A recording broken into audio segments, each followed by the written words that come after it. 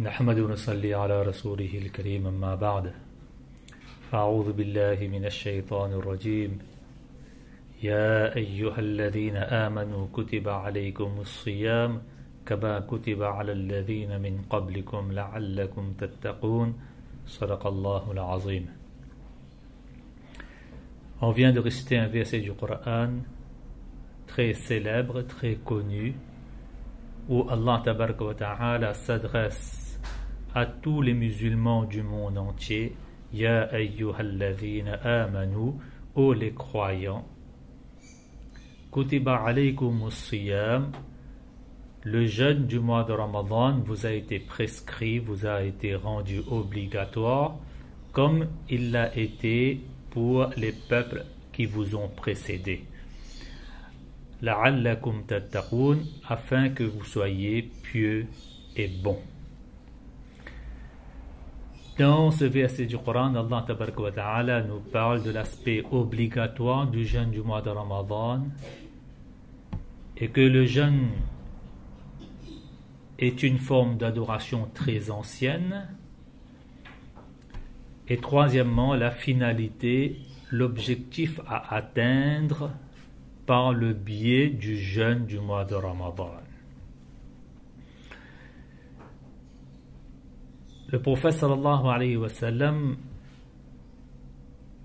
avait pour habitude, à la fin du mois de Sha'ban, de montrer à sa communauté l'importance et le caractère sacré de ce mois qu'est le mois de Ramadan. Il y a un hadith très connu rapporté par Salman Farsi radiyallahu ta'ala anhu qui raconte que lorsque arrivé le dernier jour du mois de Sha'ban, le prophète sallallahu alayhi wa sallam nous a fait un discours au cours duquel il nous a dit qad adhallakum, vous allez bientôt accueillir shahrun azim, un mois qui est grandiose, qui est important. Shahrum Mubarak, c'est un mois qui est Mubarak, qui est béni, au cours duquel Allah Tabaraka wa Ta'ala déverse ses bénédictions, ses grâces. Shahrun fihi laylatun khayrun min alfi shahr. C'est au cours de ce mois même qu'Allah Tabaraka wa Ta'ala a placé une nuit qui est meilleure que 1000 mois.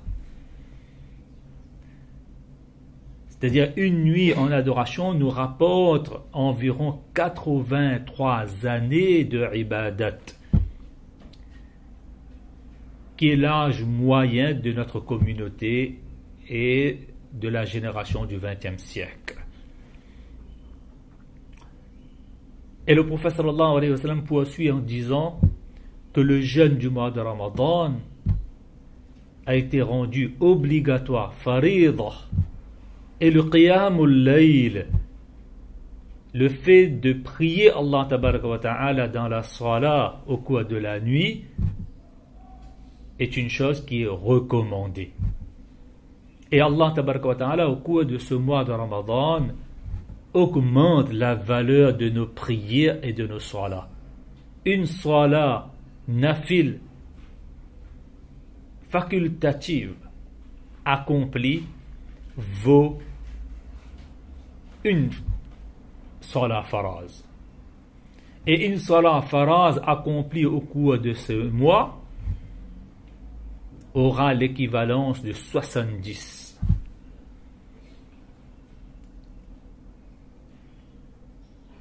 Après nous avoir montré l'aspect important, béni de ce mois de Ramadan que nous allons accueillir, Inch'Allah, dans quelques jours, c'est une question de jours maintenant. Eh bien, le prophète sallallahu alayhi wa sallam a dit, c'est aussi un mois shahrus sabr. C'est un mois où le croyant et la croyante font preuve de patience, d'endurance, de retenue, de calme, garde son sang-froid même dans les moments les plus difficiles. Si seulement les musulmans et les musulmanes comprennent ce mot du prophète sallallahu alayhi wa sallam de ce hadith, ils comprendraient le sens du jeûne du mois de Ramadan. Le mois de Ramadan n'est pas un mois au cours duquel on doit s'éclater, se mettre en colère, s'emporter pour des rien du tout. Parfois, on s'emporte pour des choses banales, médiocres, minimes au cours de ce mois de Ramadan.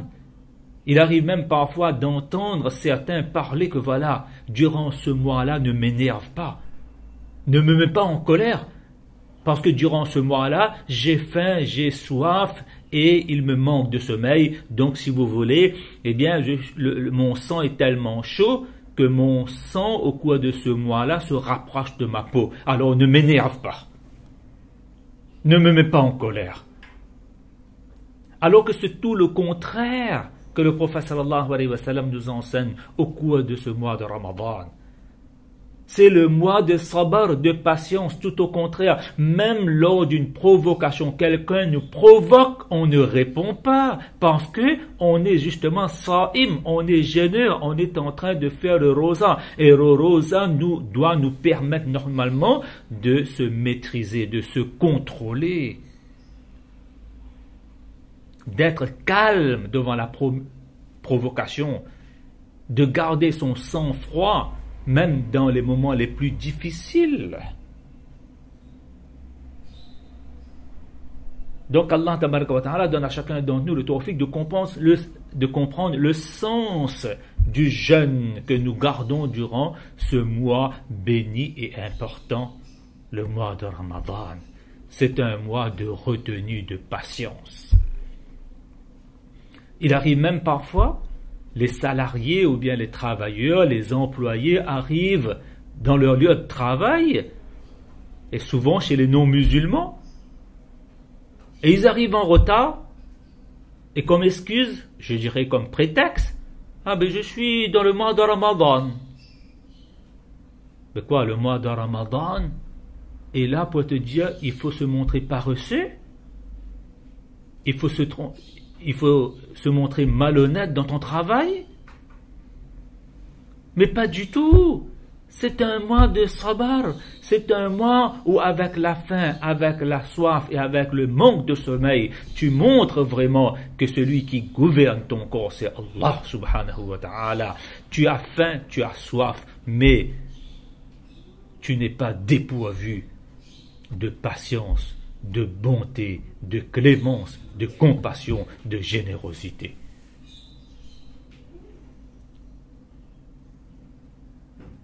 Et le prophète sallallahu alayhi wa sallam continue de ce hadith en disant, c'est aussi Shahrul Muwasa.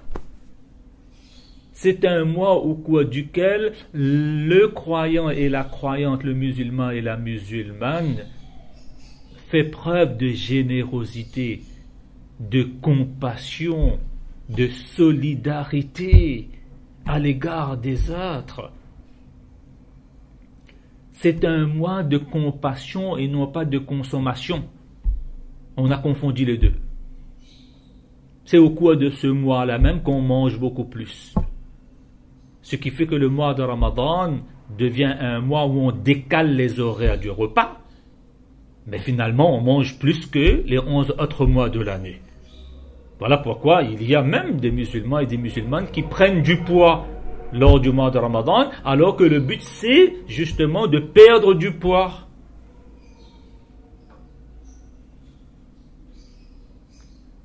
Donc le prophète sallallahu alayhi wa sallam nous rappelle la signification, le sens profond de ce jeûne du mois de Ramadan, qu'Allah tabaraka wa ta'ala fasse que nous ne nous contentons pas seulement de la surface, de la forme du jeûne, mais qu'on cherche à atteindre le fond, la finalité, l'objectif de cette institution qu'est le jeûne du mois de Ramadan. Donc, le prophète sallallahu alayhi wa sallam nous rappelle, c'est Shahrul Muwasat, c'est le mois de la générosité. Lorsqu'arrivait le jeûne du mois de Ramadan, les Sahaba radiyallahu anhum ajma'in décrivent l'état dans lequel, la condition dans laquelle se trouvait le prophète sallallahu alayhi wa sallam, en disant que le prophète sallallahu alayhi wa sallam était aussi généreux, aussi charitable que le vent qui souffle. Lorsque le vent souffle, tout le monde est touché par l'effet du vent. Et bien, lorsqu'arrivait le mois de Ramadan, tout le monde était touché par la générosité du prophète sallallahu alayhi wa sallam. Et la générosité, c'est pas seulement de donner de son avoir, mais la générosité, c'est aussi de donner de son être aux autres. La générosité ne signifie pas seulement de mettre la main dans la poche, de tirer quelques pièces ou bien quelques billets et donner à celui qui est dans le besoin et dans la nécessité. C'est aussi une forme de générosité, bien sûr, que d'aider les gens de son avoir. Mais il y a autre chose qu'on se montre avare, c'est quoi? C'est la générosité de son être. C'est-à-dire, lorsqu'arrive le mois de Ramadan, de se montrer généreux de son sourire, de son visage avenant, de son visage accueillant, et non pas durant le mois de Ramadan parce qu'on a faim, parce qu'on a soif, parce qu'on n'a pas bien dormi le soir, eh bien toute la journée on est en train de bouder, je dirais comme un boudin. On a le visage qui est renfrogné. Une personne nous parle, on ne le regarde même pas. On ne la regarde même pas. On n'a pas envie de parler, on n'a pas envie de donner de son être à l'autre. Mais c'est aussi être généreux que de donner ce qu'on a de bon en nous. D'être accueillant, d'être avenant, d'être souriant durant ce mois de Ramadan. Et de partager ce qu'on a préparé à notre voisin, à nos amis, à notre entourage. Et oui, c'est Shahrul Muwasad, nous dit le prophète sallallahu alayhi wa sallam. C'est un mois au cours duquel le croyant et la croyante manifestent sa générosité de son avoir et de son être. Et le prophète sallallahu alayhi wa sallam continue ce hadith qui est riche en disant que Allah tabaraka wa ta'ala a divisé ce mois-là en 3 parties. Première, deuxième et troisième décade. Dans la première décade, Allah tabaraka wa ta'ala, lui, il manifeste son rahmat, sa clémence, sa miséricorde. Deuxième décade, Allah tabaraka wa ta'ala nous accorde le maghfirat, le pardon. Il efface toutes les dettes que nous avons. Et troisième décade, itqum minan nar. Allah tabaraka wa ta'ala nous délivre du feu de l'enfer. Et lorsqu'on est délivré du feu de l'enfer, eh bien, on ira obligatoirement et nécessairement dans les jardins paradisiaques, lieux de bonheur et de salut éternel.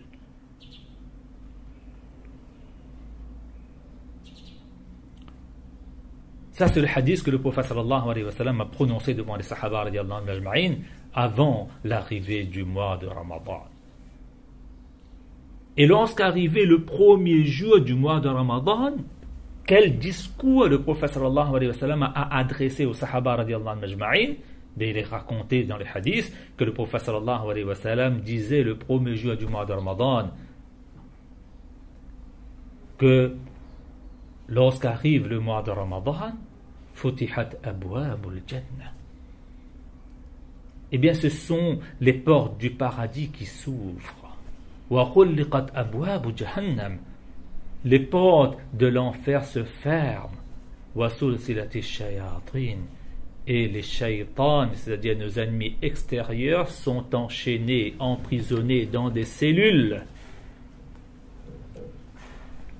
Voilà ce que nous dit le prophète sallallahu alayhi wa sallam. L'ouverture des portes du paradis et la fermeture des portes de l'enfer procure à chacun d'entre nous un climat et un milieu favorable à l'adoration d'Allah subhanahu wa ta'ala.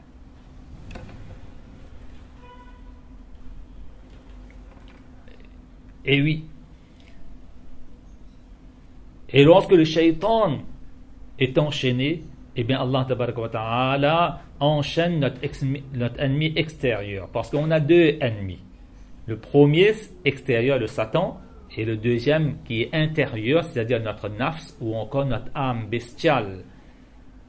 Mais Allah tabaraka wa ta'ala, il a déjà éliminé un de nos ennemis extérieurs. Et par la faim et la soif durant la journée du mois de Ramadan, Allah tabaraka wa ta'ala barre la route à notre ennemi intérieur qu'on appelle l'âme bestiale, qui est domptée au cours de ce mois.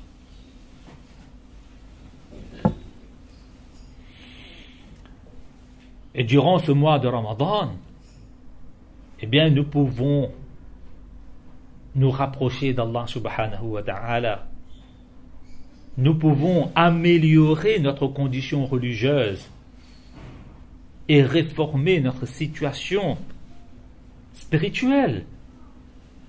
De quelle façon? Parce que durant le mois de Ramadan, Allah tabaraka wa ta'ala nous ordonne de ne pas manger, de ne pas boire et de ne pas avoir un rapport intime avec notre conjoint et conjointe depuis le subah sadiq jusqu'à le coucher de soleil. Et vous savez, lorsqu'on feuillette le Coran et les hadiths du prophète sallallahu alayhi wa sallam, eh bien, qu'est-ce qu'on constate? Qu'il y a deux choses qui corrompent principalement la religion et la condition spirituelle d'une personne. Un, c'est le ventre et l'autre, c'est le bas-ventre. L'appétit du ventre pousse parfois l'homme vers le péché. Et parfois, pour chercher la satisfaction de l'appétit du bas-ventre, c'est-à-dire de l'appareil génital, eh bien, on tombe dans le péché.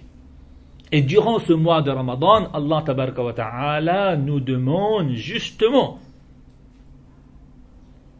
de ne pas donner au ventre ce qu'il désire le plus, manger et boire. Et de ne pas satisfaire notre bas-ventre et notre appareil génital de ce dont il apprécie beaucoup, c'est le rapport intime. Pour nous donner la capacité d'éliminer pendant ce mois de Ramadan les deux choses qui corrompent principalement et le plus notre religion et notre condition spirituelle. Voilà pourquoi je disais qu'au cours de ce mois, Allah tabaraka wa ta'ala sème un climat et un milieu favorable pour nous rapprocher d'Allah subhanahu wa ta'ala.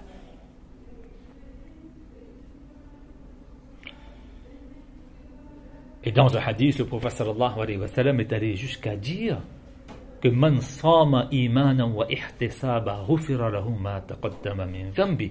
Celui qui jeûne durant le mois de Ramadan avec foi, uniquement pour plaire à Allah subhanahu wa ta'ala, wa ihtisaba, et pour espérer avoir la grande récompense dans l'akhirat après la mort, verra tous ses péchés mineurs, ça c'est sûr, même majeurs, Inch'Allah, on a grand espoir que même nos grands péchés, Allah tabaraka wa ta'ala va effacer. Donc ce mois-là est aussi un mois de purification de nos péchés, et choses qui ne nous manquent pas parce que nous sommes tous des humains, et les humains sont fautifs et la faute est humaine. Donc le jeûne du mois de Ramadan, c'est l'occasion pour chacun d'entre nous de se purifier avant de comparaître devant Allah subhanahu wa ta'ala après notre mort. Voilà pourquoi dans un hadith le prophète sallallahu alayhi wa sallam précise les sa'imi farhatan, que le jeûneur connaît deux joies, deux moments de gaieté. Inda fitrihi, au moment où il rompt son rosa, au moment où il rompt son jeûne, le moment de iftar. C'est un moment où on voit le jeûneur heureux, c'est tout à fait normal, c'est humain, c'est naturel. Et deuxième occasion et moment de joie pour le jeûneur, c'est quoi?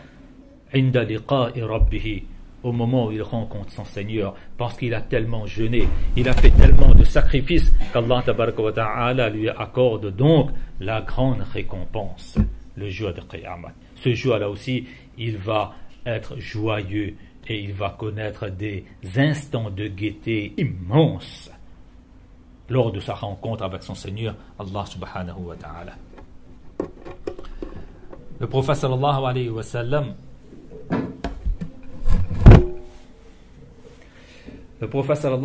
sallam, aime tellement le roza, le jeûne du mois de Ramadan, que le paradis comporte 8 portes. L'une des portes du paradis s'appelle Rayyan. Et chaque porte du paradis représente un degré du paradis. Et la porte à Rayyan, eh bien, est réservée uniquement aux jeûneurs. Il y a une porte du paradis réservée uniquement pour ceux qui ont l'habitude de jeûner durant le mois de Ramadan. Et vous savez, lorsqu'arrive le mois de Ramadan, on parle donc de jeûne, et c'est tout à fait normal qu'on jeûne durant ce mois de Ramadan, parce que dans un hadith, le prophète sallallahu alayhi wa sallam est allé jusqu'à dire: si une personne manque et rate volontairement un jeûne durant le mois de Ramadan, elle peut jeûner tout au cours de sa vie pour compenser ce manquement-là. Et même s'il jeûne tout au cours de sa vie, il ne pourra pas remplacer le jeûne qu'il a manqué et raté volontairement durant le mois de Ramadan. Comme quoi, un jeûne manqué durant le mois de Ramadan est irremplaçable. Mais là, j'aimerais attirer votre attention vers les 3 degrés du jeûne. Très important, où les savants de l'islam, les grands saints de l'islam attirent notre attention vers ces 3 degrés du jeûne-là. Parce qu'un grand nombre d'entre nous, je dirais sans exagération, 99% d'entre nous ne se contentent que du premier degré du jeûne, qui est l'abstinence du ventre. C'est-à-dire, durant le mois de Ramadan, notre jeûne peut être défini comme l'abstinence de manger et de boire, du ventre et de l'appétit intime du bas-ventre. Voilà ce que c'est notre jeûne. On évite d'introduire dans notre ventre, on évite satisfaire notre appareil génital durant le mois de Ramadan du Subha Sadiq jusqu'au coucher du soleil, alors que ce sont des choses qui sont habituellement permises. Manger, boire, avoir des rapports avec sa femme, avec son époux, mais ce sont des choses habituellement autorisées et permises.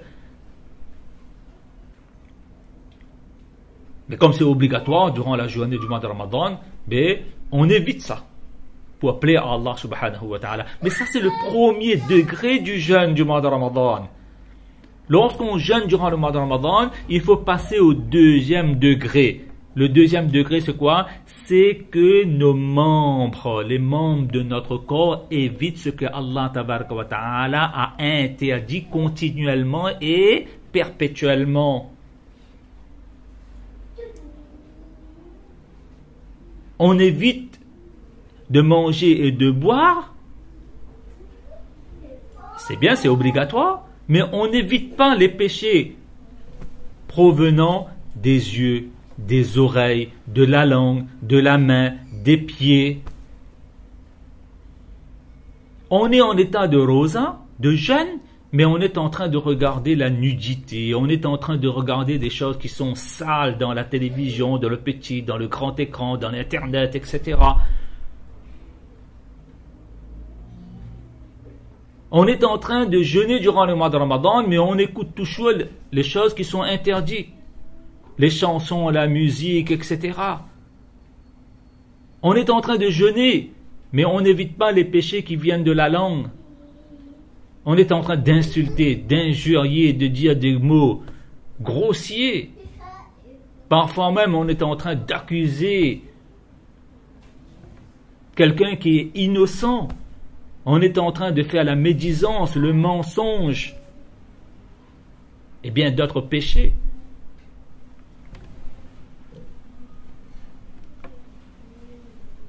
Eh bien, comme durant le mois de Ramadan, on évite de manger et de boire, chose qui est habituellement permise, mais a fortiori, à plus forte raison, on doit éviter les péchés provenant des différents membres de notre corps. Et troisième degré du jeûne, c'est quoi? Et qu'Allah tabaraka wa ta'ala fasse qu'on arrive à atteindre ce troisième degré du jeûne-là, c'est d'éviter les péchés provenant du cœur. Durant ce mois de Ramadan, eh bien, il faudrait aussi qu'on se débarrasse de la rancune, de l'hypocrisie, ou encore de la malhonnêteté, de la méchanceté, de la jalousie, de l'orgueil.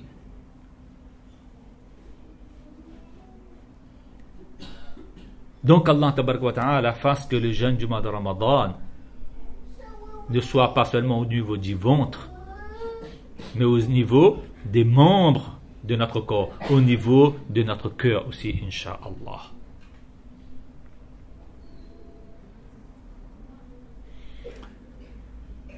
Et lorsqu'arrive le mois de Ramadan, il y a une chose aussi qui est importante, donc il est bon d'attirer notre attention, c'est quoi?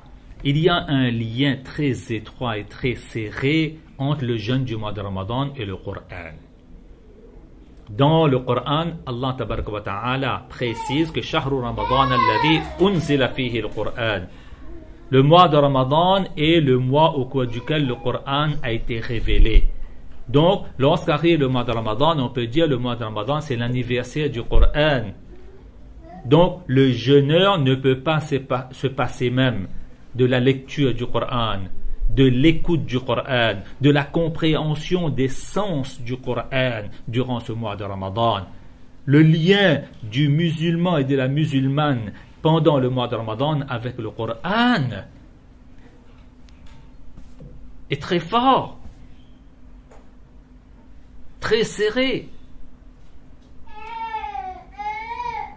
De même, dans un hadith, le prophète sallallahu alayhi wa sallam nous dit dans ce sens que le jour de Qiyamah, le siyam, c'est-à-dire le jeûne et le Coran, les deux ensemble, main dans la main, vont venir intercéder pour le jeûneur et pour les lecteurs du Coran.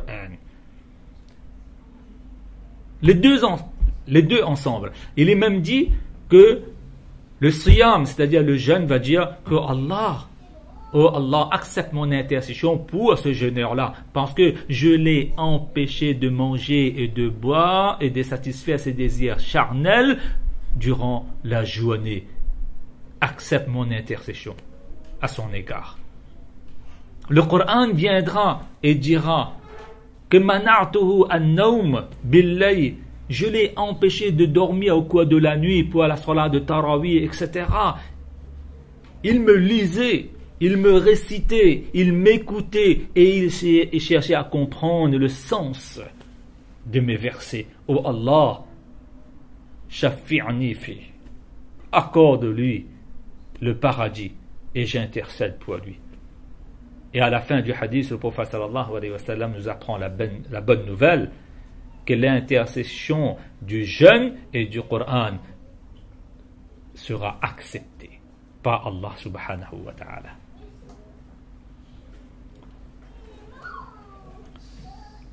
Et là, j'aimerais attirer maintenant votre attention vers certains aspects du jeûne du mois de Ramadan.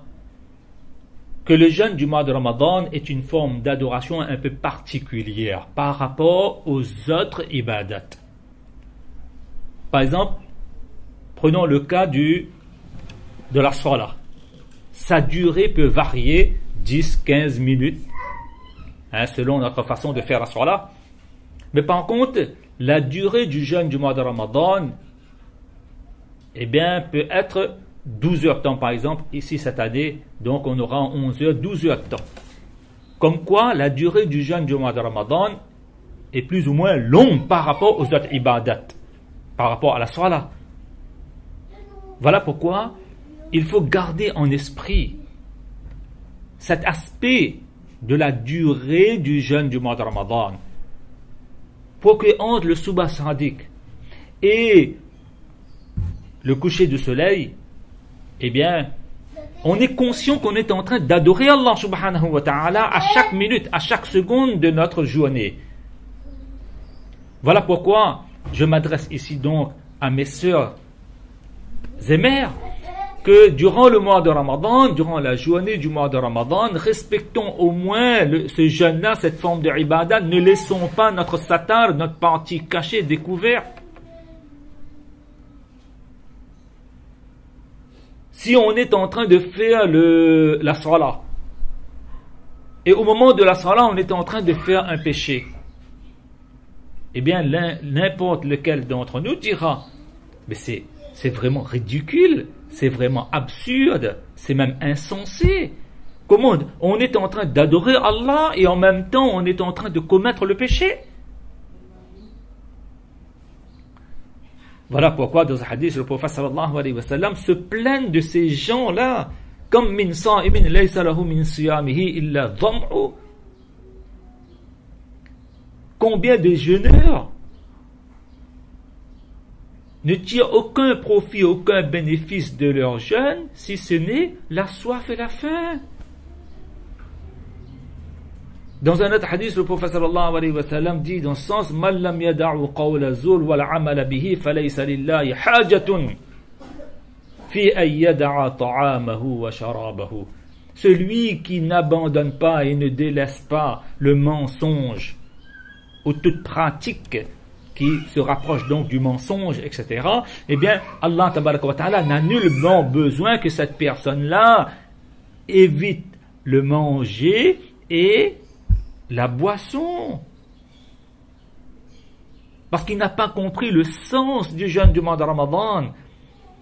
Lorsqu'Allah tabaraka wa ta'ala nous demande de nous abstenir de manger et de boire, qu'est-ce qu'il veut réveiller en nous? Eh bien, c'est cette conscience-là qu'il veut révéler en nous, que, ô musulmans et musulmanes, lorsque tu es capable d'éviter ce qui est permis habituellement, mais a fortiori, tu devais être capable d'éviter ce qui est interdit continuellement, durant les 12 mois de l'année. Voilà ce que c'est le jeûne. Voilà quel potentiel, quelle capacité, quelle compétence, quel talent Allah tabaraka wa ta'ala avait développé en nous durant ce mois de Ramadan. Donc il faut cesser de jeûner de façon automatisme, de façon robotique, de façon superficielle. Il est grand temps, hein? On a atteint peut-être la quarantaine, on a dépassé même parfois la quarantaine. Mais jusqu'à présent, on jeûne seulement de façon traditionnelle, de façon culturelle. Mais il est grand temps de prendre conscience qu'il est grand temps pour chacun d'entre nous de jeûner de façon culturelle.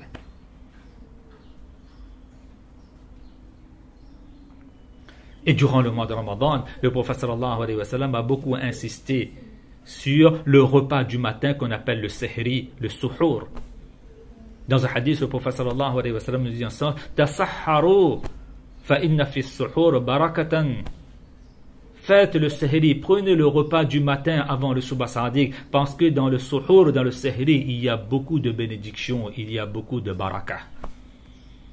Le prophète sallallahu alayhi wa sallam est allé jusqu'à dire que la différence entre nous, c'est-à-dire entre notre jeûne, notre siyam, et le jeûne et le siyam des gens du livre, c'est-à-dire des Yahoud et des Nasara, eh bien c'est justement le repas que le musulman prend le matin, chose que les gens du livre ne font pas.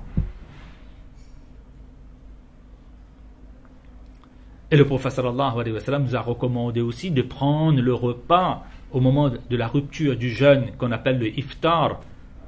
Le prophète sallallahu alayhi wa sallam est allé jusqu'à dire « Ahabbu ibadi ilayya » mes serviteurs les plus appréciés et les plus aimés auprès de moi, ce sont ceux qui ont l'habitude de rompre leur jeûne le plus vite possible. Dès qu'arrive le coucher du soleil, ils rompent leur jeûne. Et que ce soit pour le suhour, c'est-à-dire pour le sihri ou le iftar, eh bien, le prophète sallallahu alayhi wa sallam nous a recommandé de prendre des dates. Pas seulement pour l'iftar, mais même pour le sihri. Le prophète sallallahu alayhi wa sallam a dit en sens, Na'ima suhurul mu'min at-tamar. Le sihri du mu'min et du croyant est excellent quand il y a le tamar, quand il y a de la date. Et dans un autre hadith, le prophète sallallahu alayhi wa sallam dit إِذَا أَفْطَرَ أَحَدُكُمْ فَلْيُفْتِرْ عَلَى تَمَرٍ فَإِنَّهُ بَرَكَةٌ. Lorsque l'un d'entre vous rompt le jeûne, fait le iftar, qu'il fait le iftar sur les dates, parce que là-dedans il y a barakat. Et si il n'y a pas à portée de main de date, eh bien qu'il fasse le iftar sur l'eau. فَإِنَّهُ طَهُورٌ, parce que l'eau est quelque chose de pur. Et bien sûr, au moment du iftar, de ne pas oublier le doigt que le prophète sallallahu alayhi wa sallam nous a enseigné. ذَهَبَ الظَّمَأُ وَابْتَلَّتِ الْعُرُوقُ وَثَبَتَ الْأَجْرُ إِنْ شَاءَ اللَّهِ. Ou bien Allahumma laka sumtu wa ala rizqika aftartu. Que ce soit l'un ou l'autre, mais c'est bon de lire et seulement pas lire, mais essayer de comprendre ce qu'on est en train de dire à Allah subhanahu wa ta'ala au moment de la récitation des doigts.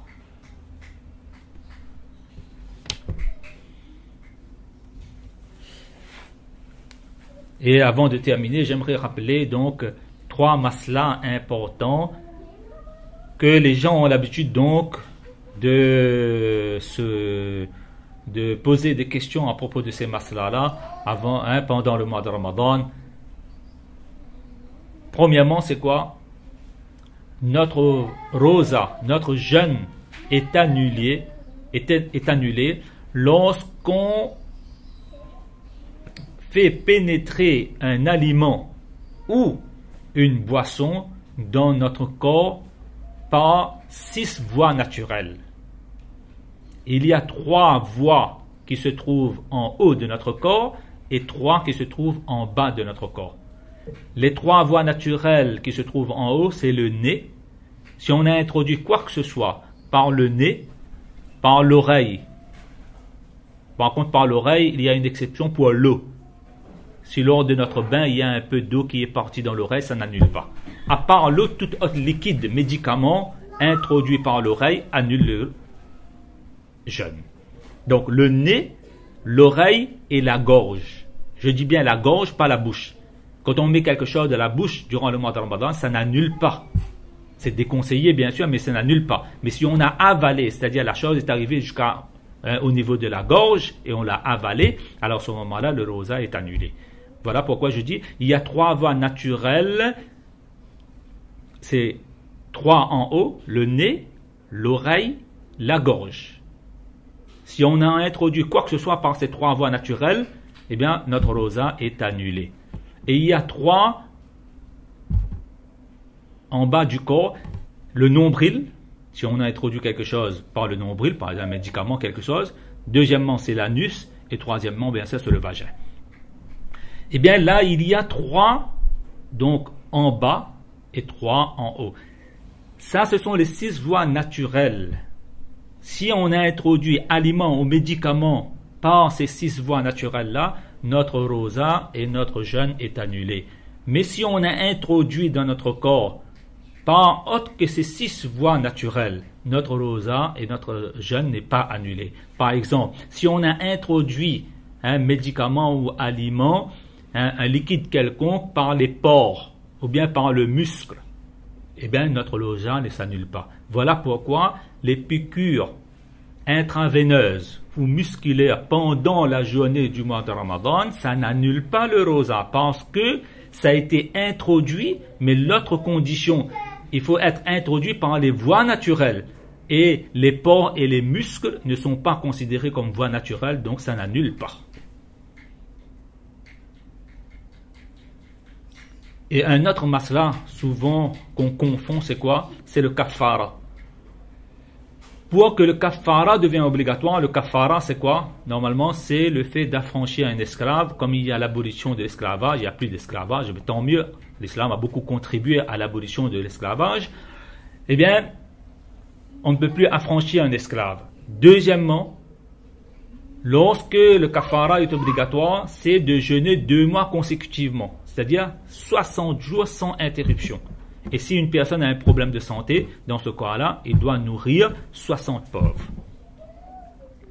Mais ce kafara, il est obligatoire qu'à 3 conditions. Première condition, c'est quoi? On a annulé le jeûne volontairement. Donc, si c'est par oubli, par mégarde, involontairement, donc le kafara n'est pas obligatoire. Deuxième condition, il faut que lorsqu'on a mangé volontairement, on a mangé quelque chose qu'on mange habituellement. Par exemple, aliments ou médicaments. Et si par exemple une personne, pendant le mois de Ramadan, il a mangé un peu du sable, un morceau de verre, eh bien il l'a fait volontairement. Mais comme c'est quelque chose qu'on ne mange pas habituellement, le kafara ne sera pas obligatoire. Et troisièmement, c'est seulement lorsqu'on annule volontairement par ce qu'on mange habituellement durant le mois de Ramadan.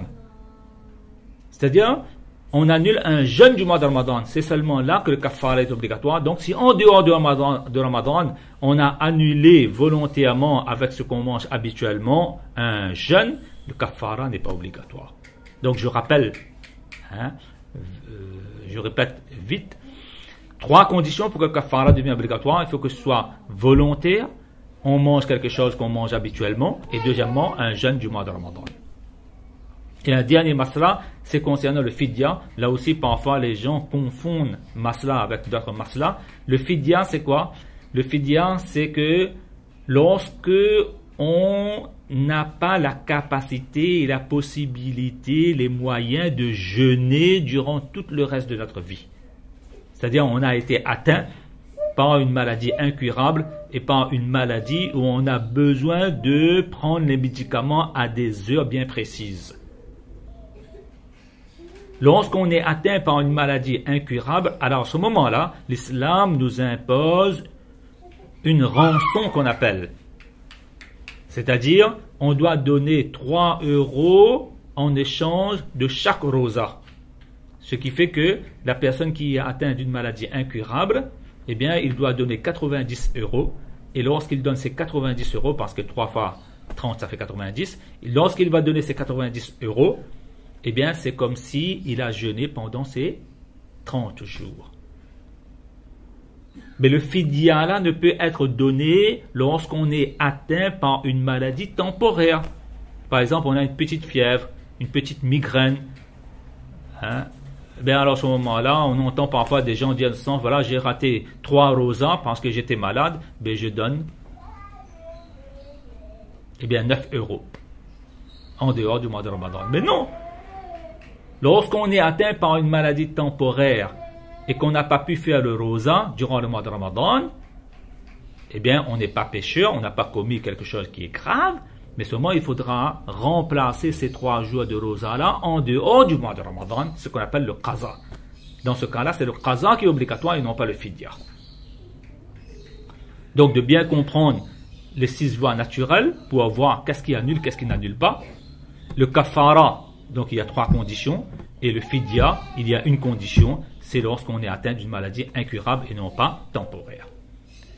Voilà donc ce qu'on pouvait dire aujourd'hui avant d'entamer le jeûne du mois de Ramadan. Qu'Allah tabaraka wa ta'ala fasse que chacun d'entre nous, on arrive à comprendre le sens du mois de Ramadan. Le sens et la finalité du mois de Ramadan. C'est quoi? C'est que par le mois de Ramadan, par le jeûne du mois de Ramadan, Allah tabaraka wa ta'ala veut faire comprendre à chacun d'entre nous que ce n'est pas notre passion, ce n'est pas notre tradition, ce n'est pas notre raison, ce n'est pas notre émotion qui doit gouverner en nous. Mais c'est Allah tabaraka wa ta'ala, l'autorité suprême, le pouvoir suprême, c'est lui qui doit gouverner dans notre corps. Parce que la terre entière appartient à Allah tabaraka wa ta'ala. Walillahi ma fis samawati wa ma fil ard. À Allah appartient tout ce qui est dans les cieux et dans la terre. Lorsqu'on se trouve dans la maison de nos parents, eh bien, on se soumet et on se plie aux directives de nos parents parce qu'on est sous le toit parental. Lorsqu'on est dans une école, on doit respecter les règlements intérieurs de cette école-là. Lorsqu'on est dans notre lieu de travail, on doit respecter les horaires et toutes les conditions des activités. Si on ne respecte pas les principes de nos parents, on risque d'être expulsé de la maison, par nos propres parents parfois. Si on ne respecte pas les règlements intérieurs d'une école, on risque d'être renvoyé. Si on ne respecte pas les conditions de travail dans notre lieu de travail, qu'est-ce qui va se passer? On sera licencié. Mais wallah, la terre en entier appartient à qui? À Allah subhanahu wa ta'ala. Si ici aussi, dans sa maison, la terre est la maison d'Allah. Si dans sa maison nous allons vivre comme bon nous semble, selon notre volonté, selon notre passion, selon notre tradition, selon notre émotion, selon notre raison, eh bien le jour de Qiyamah, Allah tabaraka wa ta'ala, s'il nous expédie en enfer, eh bien c'est la justice et rien d'autre. Comme le feraient nos parents dans la maison, comme le ferait le directeur dans une école, comme ferait le PDG dans notre lieu de travail. Eh bien, le jeûne est là pour nous faire prendre conscience que le seul qui mérite d'être notre gouverneur, d'être notre souverain, d'être notre créateur, c'est Allah subhanahu wa ta'ala. Donc le jeûne de ce mois de Ramadan soit déterminant pour le reste de notre vie, Inch'Allah, et qu'Allah tabaraka wa ta'ala fasse que chacun d'entre nous on devient un vrai serviteur de ce créateur qui est hors pair, qui est hors norme, qui nous donne à chaque minute et à chaque seconde de notre vie des bienfaits innombrables. Wa akhiru da'wana anil hamdulillahi rabbil alamin.